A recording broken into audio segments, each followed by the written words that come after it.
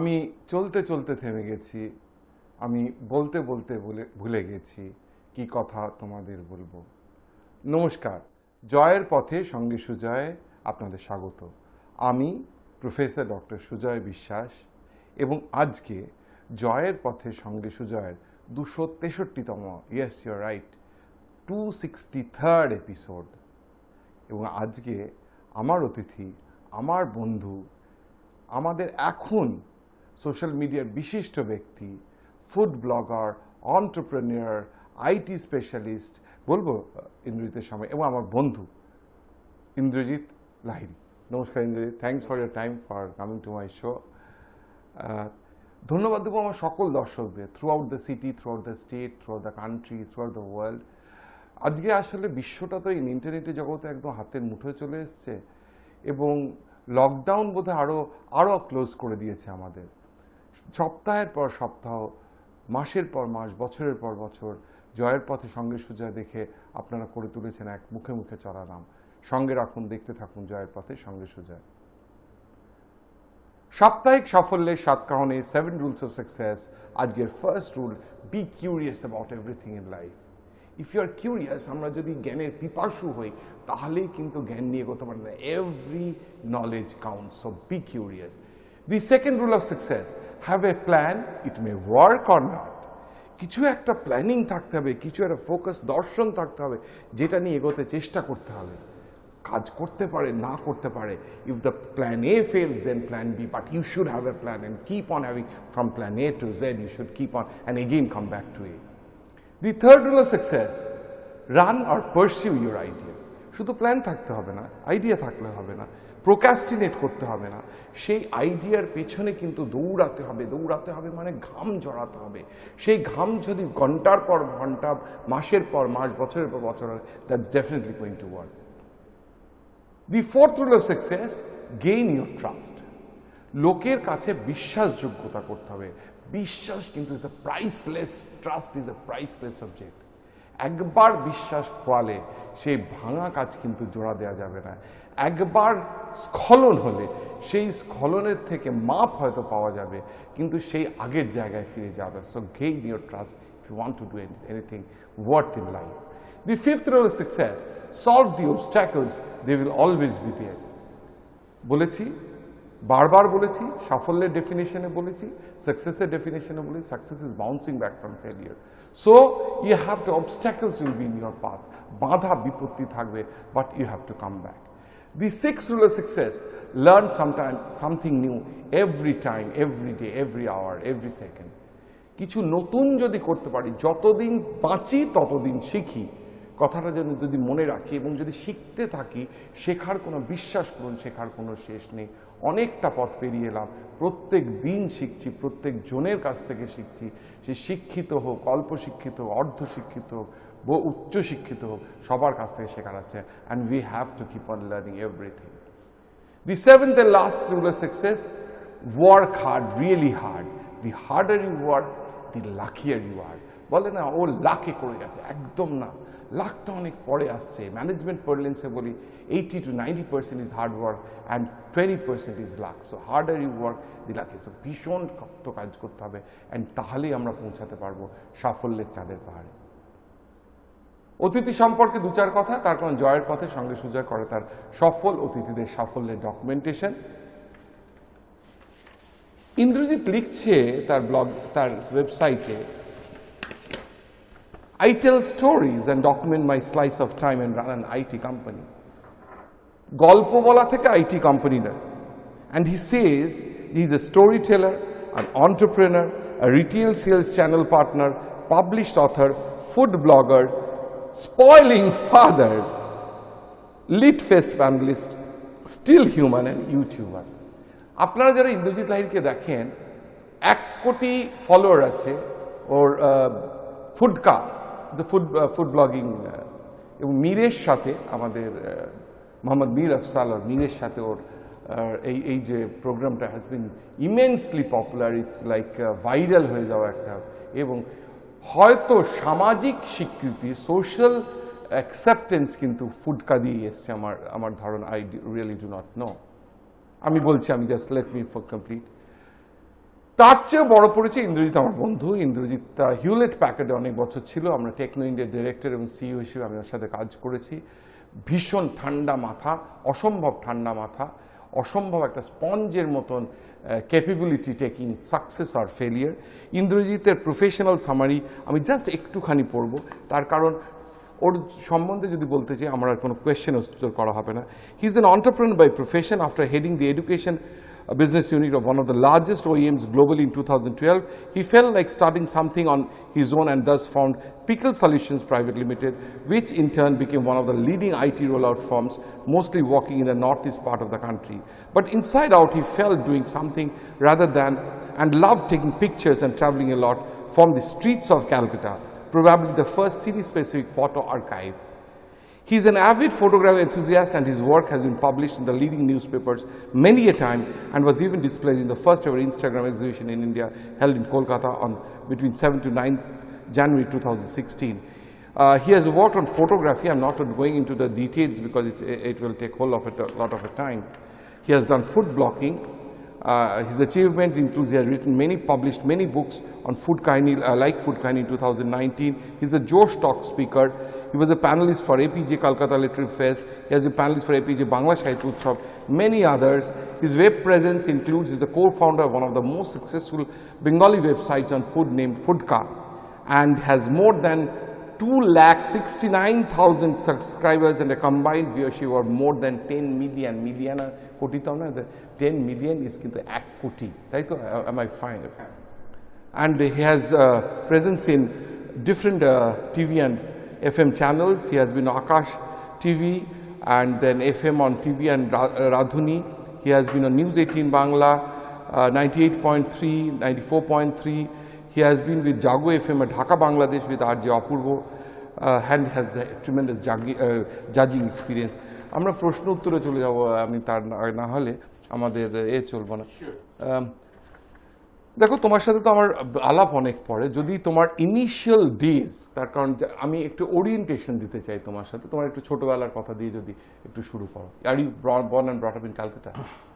কলকাতাতেই জন্ম, পড়াশোনা। এবার গ্র্যাজুয়েশনের পরে কোথা থেকে স্কুলিং করতে? মিত্র ইনস্টিটিউশন, ভবানীপুর। তারপরে সাউথ সিটি কলেজ, মাঝখানে হায়ার সেকেন্ডারিটা আমি করেছিলাম ভবানীপুরের আশুতোষ কলেজে। তারপরে আমরা শিফট করি উত্তর কলকাতায়, উত্তর নয় রাদার উত্তর পূর্ব কলকাতায়, আর সাউথ সিটি কলেজ আমার স্ট্রিটে আমার গ্র্যাজুয়েশন।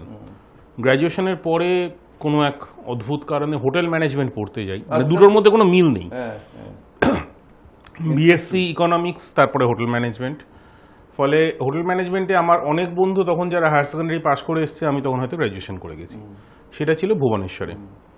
সেখান থেকে বেরিয়ে হায়ার রিএনসিতে কিছুদিন চাকরি, তারপরে অনেকগুলো অন্য কাজ করে আইসিআইসিআই ব্যাংক, এবং গ্র্যাজুয়ালি আমি সেটেল করি হিউলেট প্যাকার্ডে, যেখানে আপনার সঙ্গে প্রথম আলাপ হয়। হিউলেট প্যাকার্ডে আমি শুরু করি ওদের এডুকেশন ভার্টিক্যালটা দিয়ে। আমি একটু পরে যাচ্ছি, হিউলেট প্যাকার্ডেতে পরে যাচ্ছি। দেখো, তুমি মিত্র institute, which is one of the best schools, মানে used to be one of the best schools, but তার রেসপেক্টে the colleges were not that great, মানে তুমি যেটা কলেজ করেছো। এই যে তোমার জার্নি from a তথাকথিত ভালো school to an average college, then to Hewlett Packard, তাই জন্য আমি তোমাকে আটকালাম আর কি বলতে। If you can tell the journey, তার কারণ হচ্ছে আজকে মধ্যবিত্ত বাঙালি যেই ভালো কলেজ, স্কুল কিংবা ভালো কলেজ মিস করে, they feel যে somehow they are going to get lost, এবং এর মধ্যে একটা ডিপ্রেশন হবে। How did you manage that? কেন, as far as you said, you come from মানে offline, they come from middle class Bengali family. তার জন্য যেটা বুঝতে হবে যে আমার হঠাৎ একাডেমিক গ্রাফটা ডাউন হলো কেন বা পড়লো কেন। মাধ্যমিকে আমার রেজাল্ট খুব ভালো ছিল, এবং তারপরেই যেটা হয় তখন তো ঠিক এত, মানে আমি বলছি 94, 93, 94 এই সময়টাই কিন্তু এত কেরিয়ার কাউন্সেলিং বা সাইকো অ্যানালিসিস এগুলো ছিল না, মানে অতটা চল ছিল না। ফলে যে যেটা বললো আমরা সেটাই পড়া শুরু করলাম। আমি তখন ইকোস্ট্যাট ম্যাথ বলে একটি কম্বিনেশন, সাবজেক্ট কম্বিনেশন নতুন আসে, আমি সেটাই ঢুকি। ঢোকার পরে বুঝলাম আমি হয়তো অঙ্কটা ভালো পারতাম, কিন্তু statistics was not really my forte. Higher সেকেন্ডারিতে খুব ভালো রেজাল্ট একটা হয়নি, ন্যাচারালি তার জন্য আমার কলেজেও সেটা এফেক্ট করে।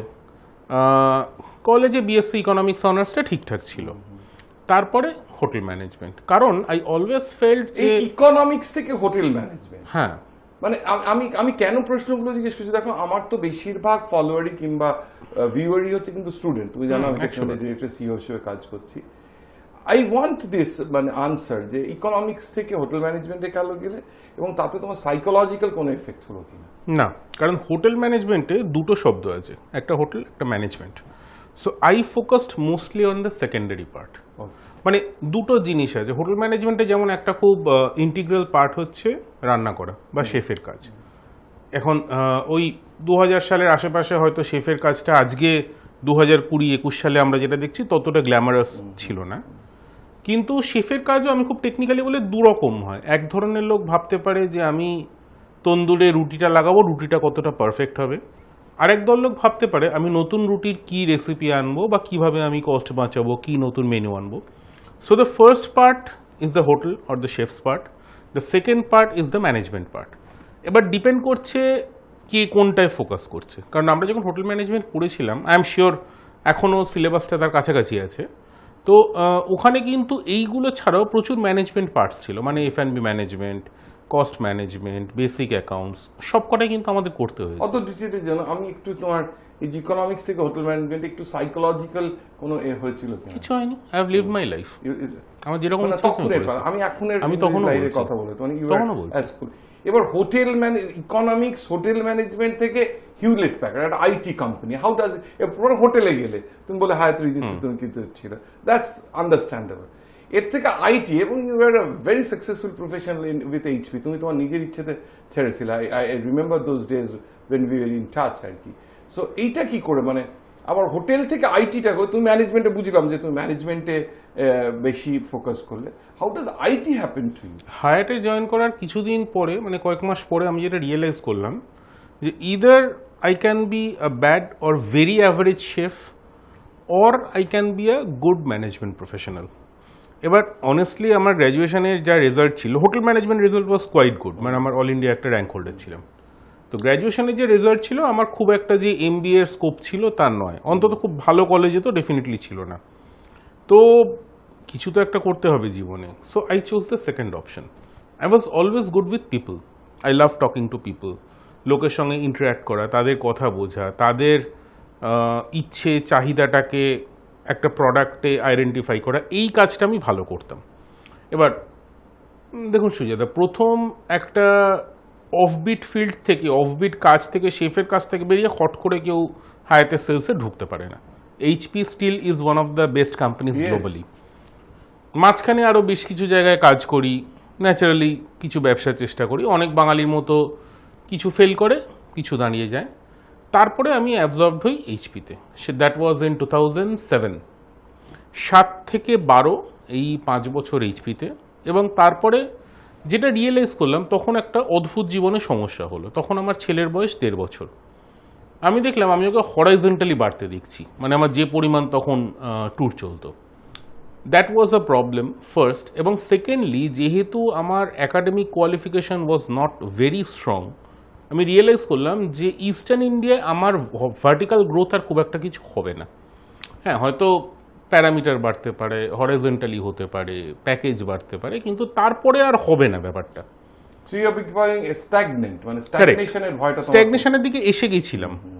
তো আমি আমাদের অফিসেও কথা বলি, and my colleagues, they supported me a lot, or still support me a lot, because you became their partner. I became their partner, and HP was my first big client when I started Pickle Solutions. আচ্ছা, আমরা চলে এসেছি প্রথমার্ধ একদম শেষে। আমার প্রথম একটা mandatory প্রশ্ন থাকে। হ্যাঁ, আমি বলি মোমেন্টস মেক আ লাইফ, মুহূর্তই জীবন তৈরি করে। তো তুমি আমার চেয়ে অনেক ছোট, আই ফিল আমি সবে একটা জন্মদিন তৈরি এলাম, বাট আই ফিল দ্যাট অনেকটা পথ যাওয়া আমারই বাকি আছে। তোমার ভগবান আশীর্বাদে আসো, প্রে করি, প্রার্থনা করি তোমার যাওয়া বাকি। কিন্তু till date, any moments in life which you'd like to cherish for the rest of your life? কোনো মুহূর্ত, কেন মুহূর্ত তো কেউ কিনতে পারে না। আম্বানি, বিড়লা, টাটা, মানে Bill Gates, Elon Musk can't buy moments. সেই মোমেন্ট, কোনো মুহূর্ত যেটা তুমি would like to cherish for the rest of your life? 3টে মুহূর্ত। ফার্স্ট, যখন আমার হোটেল ম্যানেজমেন্ট পড়ার সময় একটা অল ইন্ডিয়া র্যাঙ্ক আসে, I was 7th, first moment. Second, when I got the offer letter for Hewlett Packard. I actually couldn't believe myself that I got absorbed in a company which is such a great organization to learn for. And the third one, when I held my son in my hands. Oh, So 18. Okay, very good. মানে খুব একটা honest answer. একটা হচ্ছে 7th All India rank in hotel management. Second is getting an offer from Hewlett Packard. Thirdটা ভীষণ মন ছোঁয়া, বলে যে goosebumps create করা, holding the child or his son in his hand. চলে এসেছি প্রথমার্ধে একদম শেষে, একটা গল্প বলে যাব, পড়বো আজ গল্পটা, আস্তে আস্তে একটু শুনবেন, ভাল লাগবে। গল্পটার নাম হচ্ছে The Race Called Life. Once upon a time there was a young athlete boy hungry for success. For him, winning was everything, and success was measured only just by winning. One day the boy was preparing himself for a running competition in a small village with himself and two other young boys. A large crowd had gathered to witness the sporting spectacle, and a wise old man, upon hearing the little boy, had travelled far to bear it to witness too. The race commenced, looking like a level heat at the finishing line, but sure enough, dug deep, called on his determination, strength and power, and the boy took the winning line and was first. The crowd was ecstatic and cheered and waved at the boy. The wise man remained still and calm, expressing no sentiment. The little boy, however, felt proud and important, and a second race was called, and the young fit challengers came forward to run with the little boy. The race was started, and sure, the little boy came through and finishing first once again. The crowd was ecstatic again and cheered up and waved at the boy. The wise man remained still and calm, again expressing no sentiment. The little boy, however, felt proud and important. Another race, pleaded the little boy. The wise man stepped forward and presented the little boy with two new challengers, an elderly frail lady and a blind man.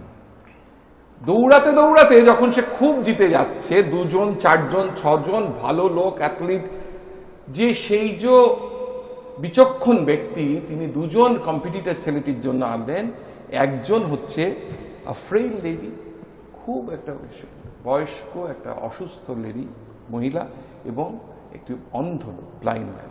What is this? Quiz the little boy. There is no race, he exclaimed. আমি কাদের সাথে দৌড়াবো?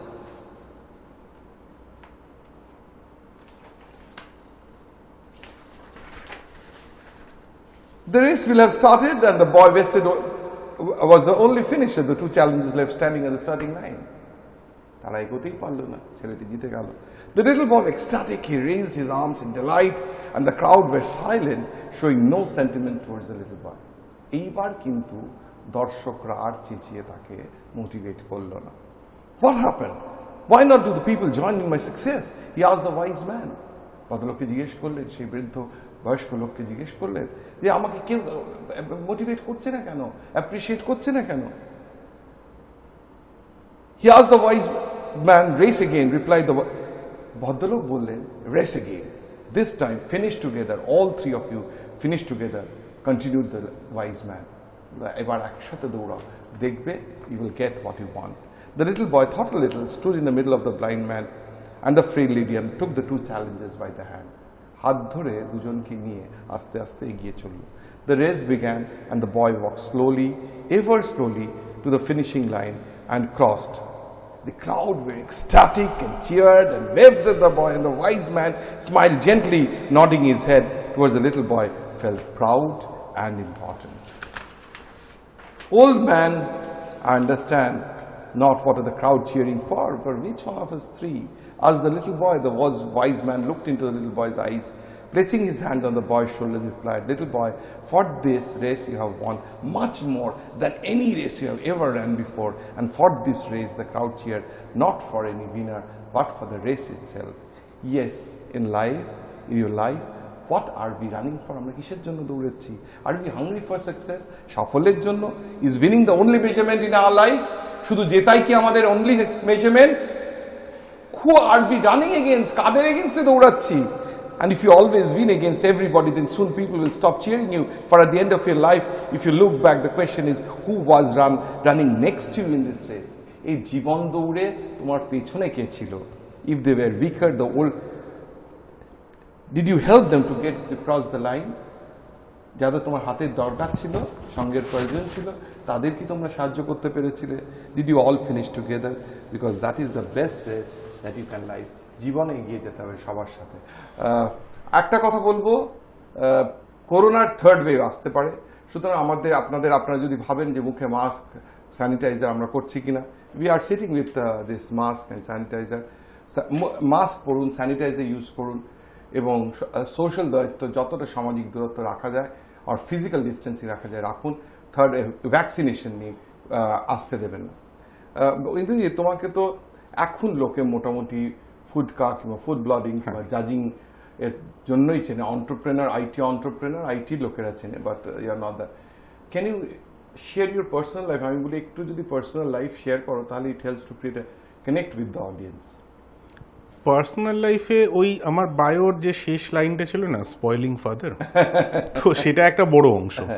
আমি 2-3টে জিনিস মেনে চলি। এক, আমি চেষ্টা করি রাত 7:30-8টার মধ্যে কাজ শেষ করে বাড়ি ঢুকে যেতে, এবং তারপরে কাজের কথা না বলতে। খুব এমার্জেন্সি থাকলে ডেফিনেটলি অন্য প্রশ্ন, বাট চেষ্টা করি তারপরে না বলতে।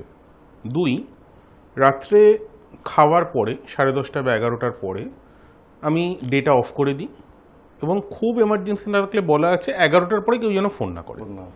এমার্জেন্সি হলে সে রাত 2:30টার সময় ফোন করে, কারণ I'll be there, that's a different issue. আর রবিবার আমি কোথাও যাই না। আমার নিজের ধারণা, যদি আপনি যেটা বললেন যে আমরা কেন দৌড়চ্ছি, ফার্স্ট অফ অল দৌড়চ্ছি কিনা, that's the first question. Secondly, কেন দৌড়চ্ছি তো আমাদের বন্ধু বান্ধব, ফ্যামিলি বা নিজের সময়ের জন্য, যাতে আমরা নিজেরা একটু শান্তিতে একটু ভালোভাবে থাকতে পারি। তো আমি যদি এই দৌড়দৌড়ি করতে গিয়ে নিজের সময়টাই হারিয়ে ফেললাম, তাহলে কি আমরা অন্য কারোকে খুশি রাখতে পারবো? I don't think so. এবার সেটার জন্য আমি একটা 4 নম্বর উপায় নিয়েছি। আমি যেটা করি, আমি খুব ব্রুটালি নিজেকে খুশি রাখার চেষ্টা করি। কিভাবে? বছরে একটা সোলো ট্রিপ, মানে ফ্যামিলির সঙ্গে আমি যতবার যেখানে গেলাম, দ্যাটস আ ডিফারেন্ট ইস্যু, আমি চাই তাদের সঙ্গে সময় কাটাতে আরও বেশি, কিন্তু বছরে একটা সোলো ট্রিপ, মাঝে মধ্যে একটু মি টাইম, এগুলো কিন্তু প্রত্যেকটা লোকে এই 40 পেরিয়ে গেলে খুব দরকার। সেটা হলে কি হয়, বাকি I bounce back to my family like I never was. সেটা আমার মনে হয় দরকার। ফলে এই 4টে জিনিস আমি নিজে ফলো করি এবং করে আমি ডেফিনেটলি উপকার পেয়েছি। আমার ওই স্পয়েলড সান, ন্যাচারালি আমার স্ত্রী, যে আমাকে সহ্য করে ইন দ্য ফার্স্ট প্লেস, আর আমার মা, 3 জন, আর আমি 4। বাবা কি করতেন? বাবার ব্যবসা ছিল কনস্ট্রাকশনে, তো বাবা মারা গেছেন আজকে বেশ কিছু বছর হলো। গ্রেট। কোনো হবিজ অনেক কিছু করো, এর মধ্যে হবি কোনটা? যেরকম আমি তোমায় একটা এক্সাম্পল দিচ্ছি, সৌমিত্রবাবু তো অনেক কিছু করেন। তুমি জানো আমার 150তম এপিসোডে সৌমিত্রবাবু এসেছিলেন, and I was so lucky, ভগবানের ঈশ্বরের আশীর্বাদ যে একটা শো করে যাতে সৌমিত্র চট্টোপাধ্যায় দ্য লিজেন্ডকে, এবং ওনাকে জিজ্ঞেস করলো হবিটা কি, কেন অনেক কিছু করেছেন। বললো আঁকা হবি। সেটা কিন্তু আমার জানা ছিল না যে আঁকাটা ওনার হবি। তোমার হবি, তোমার অনেক কিছু আছে, বাট এর মধ্যে হবি বললে কোনটা হবি তোমার? বই পড়া আর ঘুরে বেড়ানো। মানে ফুড ব্লগিংটা কিন্তু তোমার হবির মধ্যে পড়ে? ফুড ব্লগিংটা ঘুরে বেড়ানো বা গল্প বলার মধ্যেই পড়ে, সেটা একটা sub hobby. How did food কা হ্যাপেন? মানে আজকে যে তোমার যে সামাজিক যে, এটা তো পারসেপশন থেকে আমার দর্শকদের সাথে কথা বলে এসেছি, সেটা ফুডকা থেকে হলো। How did this happen? আমাকে সবাই জানতে চেয়েছে যে ফুডকাটা যেরকম একটা ভদ্রলোক যিনি আইটি নিয়ে কাজ করতেন, তোমার হায়াতের কিংবা একে কেউ জানে না। আমি আজকে ধারণা হলো জানে না, মানে খুব কম লোক জানে। হ্যাঁ, এবং আজকে আমি মানে thankful to my self I can unveil you from your those days. কিন্তু ফুডকাটা সবাই জানে, মোর অর লেস যারা এতে। হাউ ডিড দ্যাট হ্যাপেন সেটা একটুখানি যদি বিগিনিং, কেন কোনো একটা জিনিস if it starts rolling it keeps on going, but how did that happen? 2014 সাল থেকে আমি একটা ফুড ব্লগে লেখালেখি করতাম। আচ্ছা, কি লিখতাম? আমি বিভিন্ন জায়গায় খেতাম, সেটা আমার চেহারা দেখি বোঝা যায় খেতে ভালোবাসি। তো খেতাম এবং খাবারের গল্পগুলো লিখতাম, ভালো লাগে, খারাপ লাগে, কেন ভালো লাগে, কেন খারাপ লাগে, এইসবগুলো নিয়ে। তো লাকিলি সেটা আমি এখনো কন্টিনিউ করতে পারছি, প্রায় 300-350 উপর আর্টিকেল হয়ে গেছে। 2016 সালে আমি একটি নিউজ পোর্টাল এর কন্ডাক্ট করা ফুড ওয়াকে যাই এবং সেখানে মীর আফসার আলী হোস্ট ছিল। তো এবার বাঙালি কি করে সব সময় গিয়ে একটা জ্ঞান দেওয়ার চেষ্টা করে, মানে আমরা আর কিছু করি না করি সব বিষয়ে সব জেনে একটা জ্ঞান দিই। ন্যাচারালি সেখানে গিয়েও মীরের সামনেই প্রচুর জ্ঞান দিয়েছিলাম, এটা এই ওটা তাই, এটা ভালো ওটা খারাপ, যা হয় আর কি। তখন যেটা বুঝতে পারিনি যে মীর তখন থেকে হয়তো আমাকে স্টক করে বা ফলো করে বা পছন্দ করে, let's call it that way, মানে he doesn't need to stalk me. এবার 2017 মীরের মাথায় একটা আইডিয়া ক্লিক করে যে he want to start a session for a food story telling thing. Food story telling মানে কি? একটা অনলাইন ওয়েব সিরিজ যেটা ফ্রি অফ কস্ট ইউটিউবে যাবে, প্রত্যেকে দেখতে পাবে, যেখানে খাবারের গল্প বলা হবে। তার জন্য মীরের যেটা দরকার একজন ভারিক্কি চেহারার লোক, যাকে ওর দেখে মনে হয় ভারিক্কি, প্রচুর খেতে পারে, খানিকটা খাবার বিষয়ে জ্ঞান থাকবে, পোকার ফেস্ট হবে। কারণ মীর যেহেতু ভীষণ jovial, entertaining, he is a crowd pleasure. তার অপোজিটে এমন একজনকে দরকার, he will be stone fest, dark humour থাকলে ভালো। তো আমি সামহাউ সবকটা চেকবক্সে টিক করে যাই and we started working together. এবার প্রত্যেকটা লোকের যেটা হয় যে মীরের থেকে ফোন আসা মানে যে নমস্কার, আমি মীর আফসার আলী বলছি, আমি একদিন আপনার সঙ্গে দেখা করতে চাই, সবাই যাবে, খুব স্বাভাবিক ব্যাপার। আই এম থ্যাঙ্কফুল যে 2017 থেকে 2017 ফুডকার প্রথম এপিসোড লঞ্চ হয়, রোল। 2017 মাঝখান থেকে আজ অবধি মীর আমাকে মেন্টারিং করছে, শেখাচ্ছে। এই যে আমি এত হাত পা নেড়ে কথা বলছি, এটাও ওর শেখানো, কিভাবে বলতে হবে সেটা শেখানো।